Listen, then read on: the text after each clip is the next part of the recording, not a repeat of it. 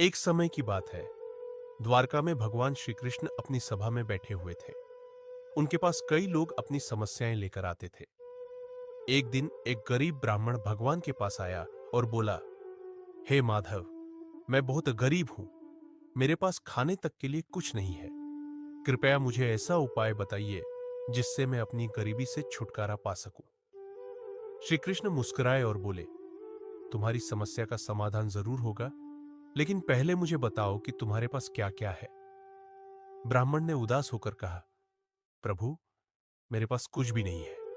बस एक पुराना मिट्टी का घड़ा है और थोड़ी सी सूखी रोटी। श्री कृष्ण ने कहा, यही तो तुम्हारी समस्या है। तुम्हें लगता है कि तुम्हारे पास कुछ भी नहीं है, लेकिन असल में तुम्हारे पास बहुत कुछ है।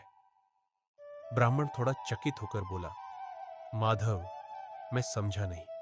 मेरे पास तो सच में कुछ नहीं है। श्री कृष्ण ने उसे समझाते हुए कहा, गरीबी केवल धन की कमी से नहीं होती, यह सोच की कमी से होती है। यदि तुम अपनी सोच को बदलोगे और जो तुम्हारे पास है उसका सदुपयोग करोगे, तो तुम्हारी गरीबी दूर हो सकती है। श्री कृष्ण ने उसे एक काम सौंपा।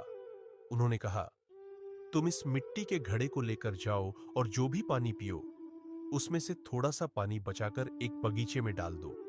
इसके साथ ही तुम्हारी सूखी रोटी का एक छोटा हिस्सा चिड़ियों को दान कर दो। ऐसा लगातार 21 दिनों तक करो। ब्राह्मण ने कहा, प्रभु, इससे मेरी गरीबी कैसे दूर होगी? श्री कृष्ण मुस्कुराए और बोले, बस मेरा कहा मान लो, विश्वास रखो और देखो चमत्कार कैसे होता है। ब्राह्मण ने वैसा ही किया जैसा श्री कृष्ण ने कहा।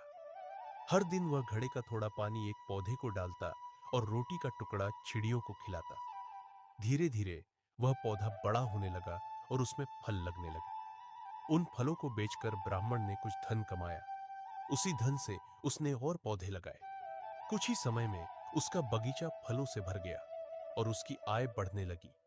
अब वह गरीब नहीं रहा। उसने समझ लिया कि गरीबी केवल धन की कमी नहीं, बल्कि सही दृष्टिकोण और मेहनत की कमी से होती है।